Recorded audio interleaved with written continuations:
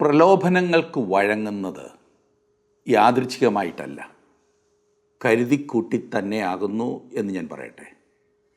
ഒന്നിൽ നിന്നും അടുത്തതിലേക്ക് വീഴുന്നത് വളരെ വേഗത്തിലായിരിക്കുകയും ചെയ്യും. ഇത് നമുക്കൊന്ന് ചിന്തിക്കാം.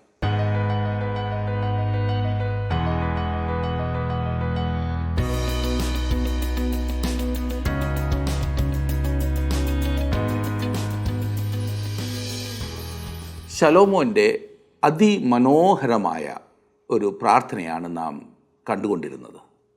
അതിന് ദൈവം നൽകിയ മറുപടി ഇന്ന് നാം ഒരുമിച്ച് ചിന്തിക്കുവാൻ പോകുകയാണ്. എത്ര മനോഹരമായ ആരംഭമായിരുന്നു ശലോമോൻ്റെ ഭരണം.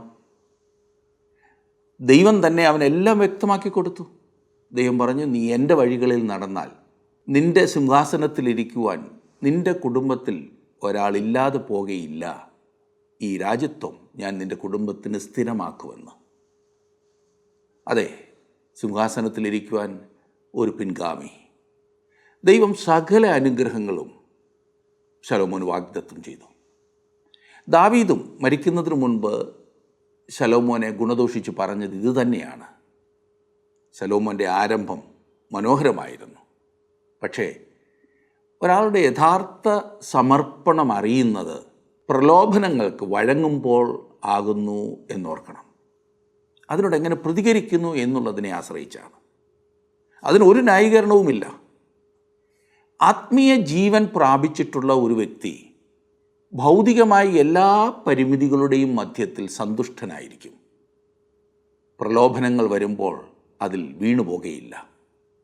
അതേസമയം തന്നെ ലോകപ്രകാരം എല്ലാം ഉണ്ടെങ്കിലും ആത്മീയ ജീവൻ ഉള്ളിലില്ലാത്തൊരു വ്യക്തി എപ്പോഴും അസ്വസ്ഥനായിരിക്കും, അസന്തുഷ്ടനായിരിക്കും. ശലോമോൻ്റെ നല്ലൊരു ഉദാഹരണമാണ് കാണുവാൻ സാധിക്കുന്നത്.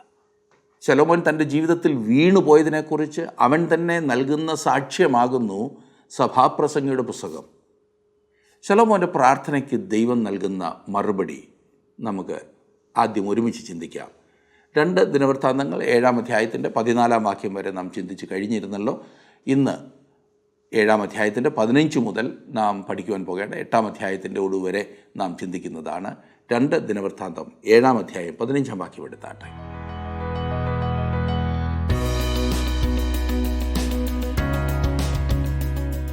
ഈ ദേവാലയത്തിൻ്റെ പ്രതിഷ്ഠാ സമയത്ത് ശലോമോൻ അതിമഹത്തായ ഒരു പ്രാർത്ഥന പ്രാർത്ഥിച്ചത് നാം കണ്ടു.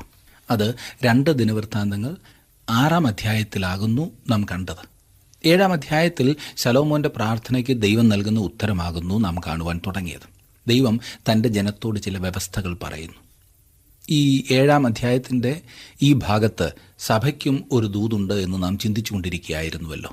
7-ാം അധ്യായത്തിൻ്റെ 14-ാം വാക്യത്തിൻ്റെ ആദ്യത്തെ ഭാഗം നാം ചിന്തിച്ചു കഴിഞ്ഞു. ഞാൻ പറഞ്ഞു കഴിഞ്ഞിട്ടും അതേക്കുറിച്ച് ചിന്തിക്കുന്നുണ്ടായിരുന്നു എന്ന് ഞാൻ വിശ്വസിക്കട്ടെ. അങ്ങനെ വേണം. അങ്ങനെയാണ് ദൈവത്തിൻ്റെ വചനം നമുക്ക് പഠിക്കുവാൻ സാധിക്കുന്നത്. തൻ്റെ ജനം ചെയ്യുവാൻ ദൈവം ആഗ്രഹിക്കുന്ന കാര്യങ്ങളാണ് 14-ാം വാക്യത്തിൽ പറഞ്ഞിരിക്കുന്നത്. ജനം തങ്ങളെ തന്നെ താഴ്ത്തണം, പ്രാർത്ഥിക്കണം, ദൈവത്തിൻ്റെ മുഖം അന്വേഷിക്കണം, തങ്ങളുടെ ദുർമാർഗങ്ങളെ വിട്ടുതിരിയണം. ഇനിയും ദൈവത്തിൻ്റെ ഭാഗം എന്താണെന്ന് നോക്കാം. താൻ കേൾക്കും എന്ന് ദൈവം വാഗ്ദാനം ചെയ്തിരിക്കുന്നു. യോഹന്നാൻ്റെ 1-ാം ലേഖനം 3-ാം അധ്യായത്തിൻ്റെ 22-ാം വാക്യത്തിൽ നാം വായിക്കുന്നത്, അവൻ്റെ കൽപ്പനകളെ നാം പ്രമാണിച്ച് അവന് പ്രസാദമുള്ളത് ചെയ്യുന്നതുകൊണ്ട് എന്ത് യാചിച്ചാലും അവങ്കൽ നിന്ന് ലഭിക്കും. അതുമാത്രമല്ല, ക്ഷമിക്കുമെന്നും അവൻ വാഗ്ദാനം ചെയ്തിരിക്കുന്നു. 1 യോഹന്നാൻ 1:9 നാം കാണുന്നത്, നമ്മുടെ പാപങ്ങളെ ഏറ്റുപറയുന്നുവെങ്കിൽ അവൻ നമ്മോട് പാപങ്ങളെ ക്ഷമിച്ച് സകല അനീതിയും പോക്കി നമ്മെ ശുദ്ധീകരിപ്പാൻ തക്കവണ്ണം വിശ്വസ്തനും നീതിമാനുമാകുന്നു.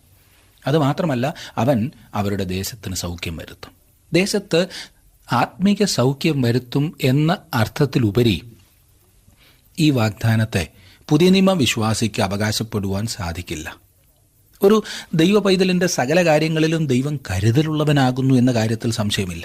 എന്നാൽ ഞാൻ ദൈവത്തെ വിളിച്ചപേക്ഷിക്കുന്നതിനാൽ അവൻ എൻ്റെ വസ്തുവകകളെയെല്ലാം വർദ്ധിപ്പിക്കും എന്നൊരു പ്രമാണം പുതിയ നിയമത്തിലെങ്ങും ഞാൻ കാണുന്നില്ല.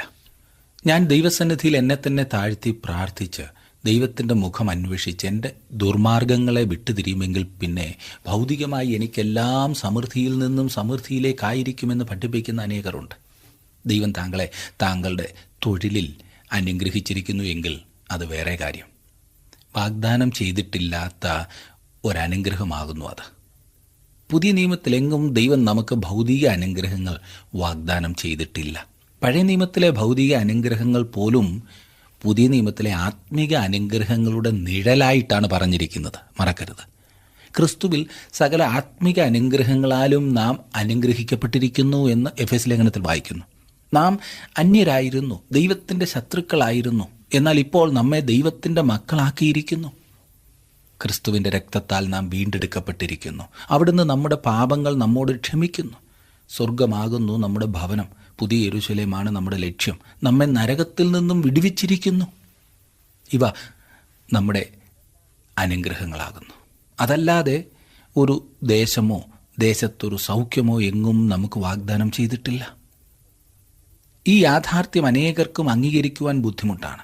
കാരണം എന്തു വില കൊടുത്തും ദൈവത്തെ വിളിക്കുവാൻ പലരും ഇറങ്ങിത്തിരിച്ചിരിക്കുന്നതിൻ്റെ പിൻപിലെ പ്രചോദനം ദൈവം ഭൗതികമായി അനുഗ്രഹിക്കും എന്നുള്ളതാണ്. ഇന്ന് അനേകർക്കും ഈ ഭൗതിക അനുഗ്രഹങ്ങളെക്കാൾ കൂടുതലായി പ്രസംഗിക്കുവാൻ യാതൊന്നുമില്ല എന്നത് സങ്കടകരമാണ്. പ്രിയ സഹോദര, പ്രിയ സഹോദരി, നമുക്ക് വാഗ്ദാനം ചെയ്തിരിക്കുന്ന ആത്മീക അനുഗ്രഹങ്ങളുടെ മാഹാത്മ്യം മനസ്സിലാക്കുമ്പോൾ മൺമയമായ ഈ ലോക സുഖങ്ങളൊക്കെ വെള്ളത്തിൽ കുമിള പോലെ മാത്രമേ തോന്നൂ. ഇതുവരെ ആത്മീക അനുഗ്രഹങ്ങളുടെ ആഴങ്ങളിലേക്ക് ഇറങ്ങിയിട്ടില്ല എന്നതാണ് താങ്കളുടെ ജീവിതത്തിൽ ദൈവത്തെ പരിമിതിപ്പെടുത്തുന്നതിൻ്റെ രഹസ്യം. ഭൗമികമായി താങ്കൾ ആഗ്രഹിക്കുന്നതെല്ലാം ലഭിച്ചെന്നാലും ക്രിസ്തുവിൽ ആത്മീക അനുഗ്രഹങ്ങൾ പ്രാപിക്കാത്തൊരു വ്യക്തിയാകുന്നു താങ്കളെങ്കിൽ താങ്കൾ അസ്വസ്ഥനായിരിക്കും, അസംതൃപ്തനായിരിക്കും. എന്നാൽ ഭൗതികമായി ഒന്നുമില്ല എങ്കിലും ആത്മീകമായ അനുഗ്രഹം പ്രാപിച്ചിട്ടുണ്ടെങ്കിൽ ജീവിതം സന്തുഷ്ടമായിരിക്കും, സംതൃപ്തമായിരിക്കും. അതിൽ കൂടുതൽ എന്താണ് വേണ്ടത്?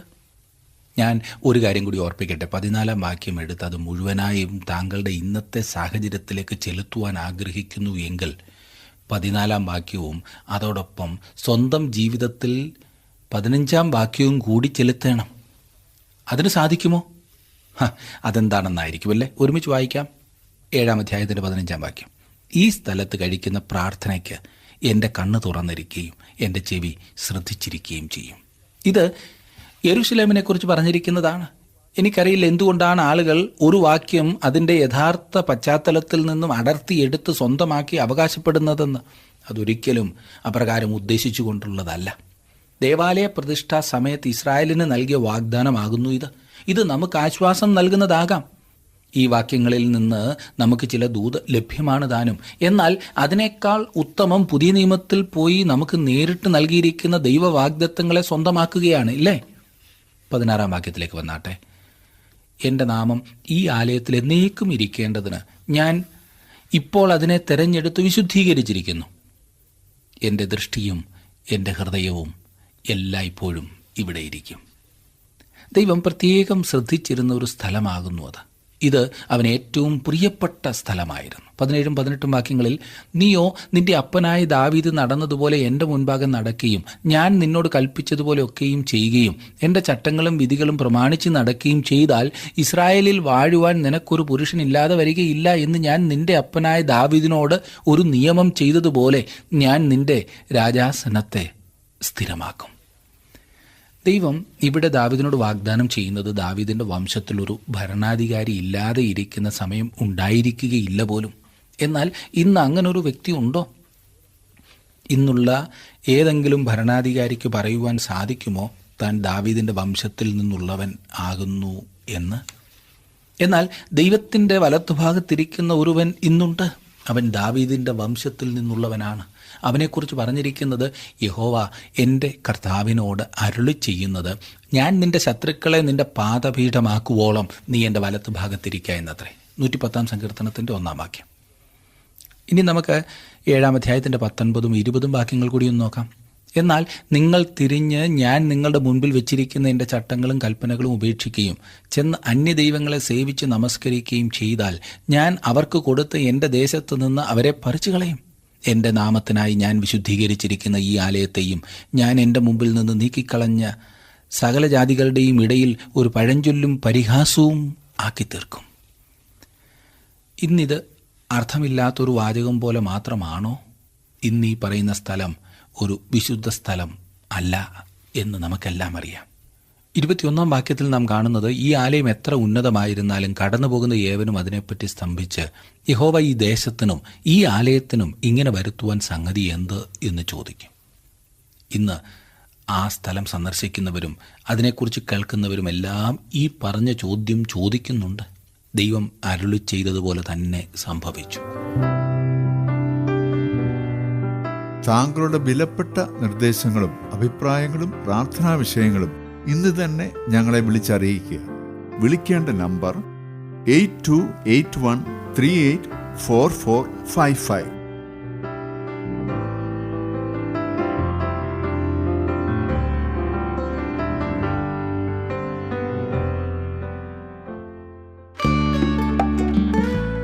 ഇന്നത്തെ പ്രോഗ്രാം താങ്കൾക്ക് ഇഷ്ടപ്പെട്ടുവോ? എങ്കിൽ ഉടൻ തന്നെ ഞങ്ങൾക്കൊരു മിസ് കോൾ തരിക. അടുത്ത വിജയി ഒരുപക്ഷെ താങ്കളായിരിക്കാം.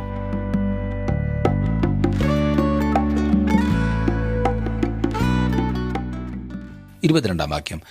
അതിനവർ തങ്ങളുടെ പിതാക്കന്മാരെ മിസ്രയീം ദേശത്തു നിന്ന് കൊണ്ടുവന്ന തങ്ങളുടെ ദൈവമായ യഹോവയെ അവർ ഉപേക്ഷിക്കുകയും അന്യദൈവങ്ങളോട് ചേർന്നവയെ നമസ്കരിച്ച് സേവിക്കുകയും ചെയ്തതുകൊണ്ടാകുന്നു അവൻ ഈ അനർത്ഥമൊക്കെയും അവർക്ക് വരുത്തിയിരിക്കുന്നത് എന്നുത്തരം പറയും. ഇസ്രായേൽ ദൈവത്തെ തള്ളിക്കളഞ്ഞതിനാൽ ദൈവം അവരെയും തള്ളി.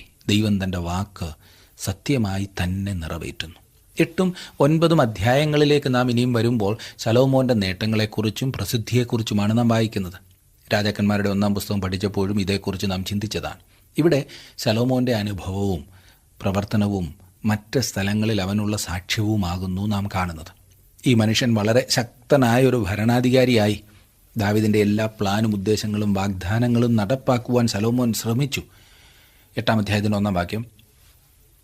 ശലോമോൻ യഹോവയുടെ ആലയവും തൻ്റെ അരമനയും 20 സംവത്സരം കൊണ്ട് പണിത ശേഷം, ദൈവാലയത്തിൻ്റെ പണി വളരെ ദീർഘമായ ഒരു പദ്ധതിയായിരുന്നു. അവൻ്റെ ഭരണത്തിൻ്റെ പകുതി സമയം ദേവാലയം പണിയുവാൻ വേണ്ടി ഉപയോഗിച്ചു. ദൈവം പ്രത്യേകം ശ്രദ്ധിച്ചതായ ഒരു കാര്യം ഇതായിരുന്നു. 2-3 വാക്യങ്ങൾ. ഹൂരാം ശലോമോന് കൊടുത്ത പട്ടണങ്ങളെ ശലോമോൻ പണിതുറപ്പിച്ചു. അവിടെ ഇസ്രായേല്യരെ പാർപ്പിച്ചു. അനന്തരം ശലോമോൻ ഹാമാത്ത് സോബയിലേക്ക് പോയി അതിനെ ജയിച്ചു. ശലോമോൻ്റെ സമയത്തുണ്ടായതായി രേഖപ്പെടുത്തിയിരിക്കുന്ന ഒരേ ഒരു യുദ്ധം ഇത് മാത്രമാണ്. ഇത് അത്ര പ്രസക്തമായി തോന്നുന്നുമില്ല. ഇനി നമുക്ക് 8-ാം അധ്യായത്തിൻ്റെ 9-ാം വാക്യത്തിലേക്ക് വരാം. ഇസ്രായേല്യരിൽ നിന്നോ ശലോമോൻ ആരെയും തൻ്റെ വേലയ്ക്ക് ദാസന്മാരാക്കിയില്ല. അവർ യോദ്ധാക്കളും അവൻ്റെ സേനാനായക ശ്രേഷ്ഠന്മാരും രഥങ്ങൾക്കും കുതിരച്ചേവകർക്കും അധിപന്മാരും ആയിരുന്നു.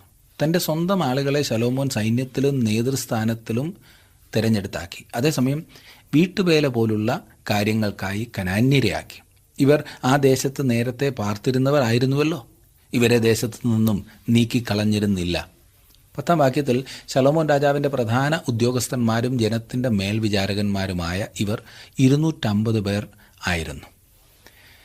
പിന്നീട് വളരെ ഏറെ ബുദ്ധിമുട്ടുണ്ടാക്കിയ ശലോമോൻ്റെ ഒരു പ്രവർത്തനമായിരുന്നു ഇത്. ദൈവം ഇത് ശ്രദ്ധിച്ചു. എന്നാൽ ഇതിനെ അഭിനന്ദിക്കുകയോ അനുഗ്രഹിക്കുകയോ ചെയ്യുന്നത് നാം കാണുന്നില്ല. 11-ാം വാക്യത്തിൽ നാം കാണുന്നു, ശലോമോൻ ഫറവോൻ്റെ മകളെ ദാവീദിൻ്റെ നഗരത്തിൽ നിന്ന് താൻ അവൾക്ക് വേണ്ടി പണിത അരമനയിൽ കൊണ്ടുപോയി പാർപ്പിച്ചു. ഇസ്രായേൽ രാജാവായ ദാവീദിൻ്റെ അരമനയിൽ എൻ്റെ ഭാര്യ പാർക്കരുത്, യഹോവയുടെ പെട്ടകം അവിടെ വന്നിരിക്കിയാൽ അത് വിശുദ്ധമല്ലോ എന്നവൻ പറഞ്ഞു. ഫറവോൻ്റെ മകളായ തൻ്റെ ഭാര്യയെ സംബന്ധിച്ച് ശലോമോൻ എടുത്ത രസകരമായൊരു തീരുമാനമാകുന്നു ഇത്. ദാവീദിൻ്റെ നഗരത്തിൽ നിന്നും അകലെയായി ശലോമോൻ അവൾക്കൊരു അരമന പണിതു. ശലോമോൻ ഈ വ്യത്യസ്ത രാജ്യങ്ങളിൽ നിന്നുള്ള സ്ത്രീകളെ വിവാഹം ചെയ്തത് രാഷ്ട്രീയമായ നേട്ടത്തിനു വേണ്ടിയായിരുന്നു എന്ന് വ്യാഖ്യാനിക്കുന്നവരുണ്ട്. താങ്കളുടെ അമ്മായിയപ്പൻ താങ്കളോട് യുദ്ധത്തിന് വരുന്നത് അസാധാരണമാകുമല്ലോ. ആ ദേശത്ത് സമാധാനം കൊണ്ടുവന്ന ശലോമോൻ്റെ പല പ്രവർത്തനങ്ങളിൽ ഒന്നത്രേ ഇത്. തൻ്റെ മകൾ രാജ്ഞിയായിരിക്കുന്ന ഒരു രാജ്യത്തെ തോൽപ്പിക്കുവാൻ ഒരു അപ്പനും ഒരുങ്ങുകയില്ല. ശലോമോന് അനേകം ഭാര്യമാർ ഉണ്ടായിരുന്നതിനെ ഈ കാരണത്താൽ ന്യായീകരിച്ചാൽ അത് ന്യായമാകുമോ എന്നെനിക്കറിയില്ല. ഇത് ഭാഗികമായി ശരിയാകുന്നു എന്നെനിക്ക് ഉറപ്പുണ്ട്. എന്നാൽ ഏതൊരു സാഹചര്യത്തിലും ഇത് ദൈവകൽപ്പനയ്ക്ക് വിപരീതമാണ്. വിജാതിയരിൽ നിന്ന് ഭാര്യമാരെ എടുക്കുക വഴി താൻ ചെയ്തത് ദൈവത്തിന് പ്രസാദകരമല്ല എന്ന് ശലോമോന് നിശ്ചയമുണ്ടായിരുന്നു. എന്നാൽ താൽക്കാലിക ലാഭത്തിനു വേണ്ടി ദൈവകൽപ്പന ലംഘിക്കുന്നതിനെ അവനത്ര കാര്യമാക്കിയില്ല എന്നതൊരു വലിയ പരാജയം.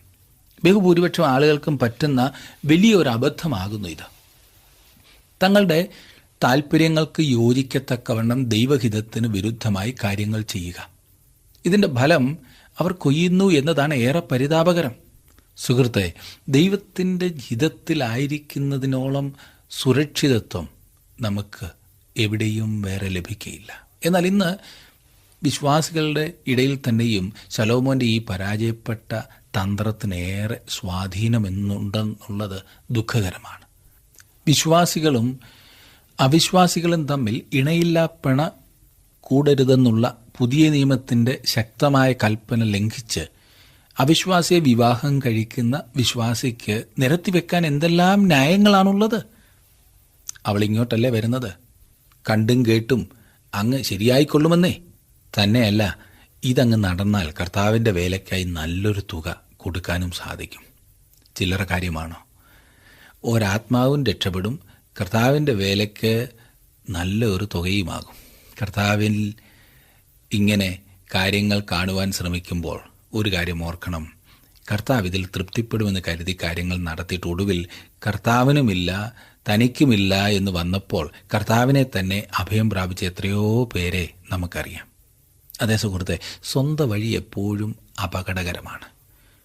ഒരു ദൈവപൈതലിൻ്റെ സുരക്ഷിതത്വം ദൈവം ഏറ്റെടുത്തിരിക്കുകയാണ്. അതുകൊണ്ട് നാം അവൻ്റെ വഴി പിന്തുടരുന്നത് തന്നെയാണ് ബുദ്ധി. പ്രതികൂലങ്ങൾ ഉണ്ടായേക്കാം, പരാജയപ്പെടുമോ എന്ന് തോന്നുന്ന സന്ദർഭങ്ങൾ വന്നു ചേർന്നേക്കാം. പക്ഷേ ആത്യന്തികമായ ജയം ദൈവത്തിൽ ആശ്രയിക്കുന്നവർക്ക് മാത്രമാണ്. തങ്ങളുടെ എല്ലാ സാഹചര്യങ്ങളും ദൈവം അറിയുന്നു എന്നുള്ള ബോധ്യം നഷ്ടപ്പെടുമ്പോഴാണ് മനുഷ്യൻ ഇത്തരത്തിലുള്ള അബദ്ധങ്ങളിൽ ചെന്ന് ചാടുന്നത്.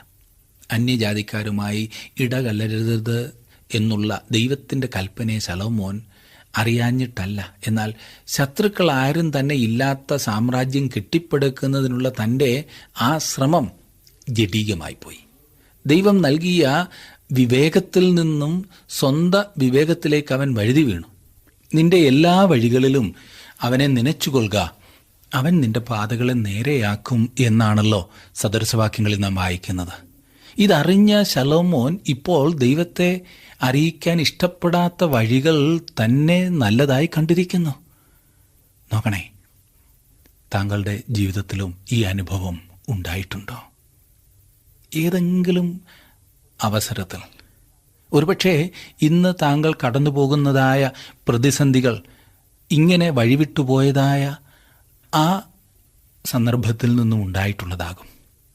ദൈവം അരുത് എന്ന് പറഞ്ഞതിനെ അനുസരിക്കുന്നത് ബുദ്ധിയില്ലായ്മ ആകുന്നു എന്ന് കരുതി ജീവിതത്തിൽ രഹസ്യ വഴികൾ ഉണ്ടാക്കാറുണ്ടോ? ഇങ്ങനെയൊക്കെ ജീവിച്ചാൽ നാളത്തെ കാര്യം എന്താകും എന്ന് ഭയപ്പെട്ട് ദൈവം വെച്ച വിലക്കുകളെ ലംഘിക്കാറുണ്ടോ? എങ്കിൽ ദൈവത്തിൻ്റെ കരുതലിനെ അവിശ്വസിക്കുക എന്ന ഗൗരവമേറിയ പാപമാണ് താങ്കൾ ചെയ്യുന്നത്. തന്നെ ജ്ഞാനിയാക്കിയ ദൈവത്തിൻ്റെ ഇഷ്ടത്തെ അവഗണിച്ചുകൊണ്ട് ശലോമോൻ തൻ്റേതായ പദ്ധതികൾ ആവിഷ്കരിച്ചു. എന്നാൽ അത് തൻ്റെ സാമ്രാജ്യത്തിൻ്റെ അടിത്തറ ഇളക്കുമെന്ന് അവൻ കരുതിയില്ല. തൽക്കാലം അത് വളരെ വിജയമായി തന്നെ അവന് തോന്നി. ദൈവകൽപ്പനയെ ലംഘിച്ചുകൊണ്ടുള്ള അവൻ്റെ പ്രവൃത്തിയെ പലരും പ്രശംസിച്ചിരിക്കാം. ഇന്നും അത് നാം കാണുന്നുണ്ടല്ലോ. ദൈവകൽപ്പനയെ അത്രയ്ക്കങ്ങ് കാര്യമാക്കാതെ വിട്ടുവീഴ്ചകളൊക്കെ ചെയ്താൽ ഉണ്ടാകാവുന്ന വലിയ നേട്ടങ്ങളെക്കുറിച്ച് വാനോളം പുകഴ്ത്തുന്നവർ വിശ്വാസികൾക്കിടയിൽ തന്നെയുമില്ലേ? ജ്ഞാനികളിൽ ജ്ഞാനിയായ ശലോമോൻ അന്ന് മനുഷ്യരാൽ പ്രശംസിക്കപ്പെട്ടപ്പോൾ അവനെക്കുറിച്ചുള്ള ദൈവത്തിൻ്റെ പ്രതികരണം എന്തായിരുന്നു എന്നെനിക്കറിയില്ല.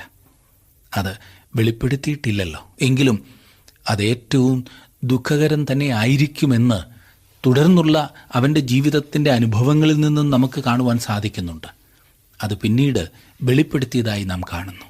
അവൻ്റെ ജീവിതം ഒരു വലിയ പരാജയമായിരുന്നു.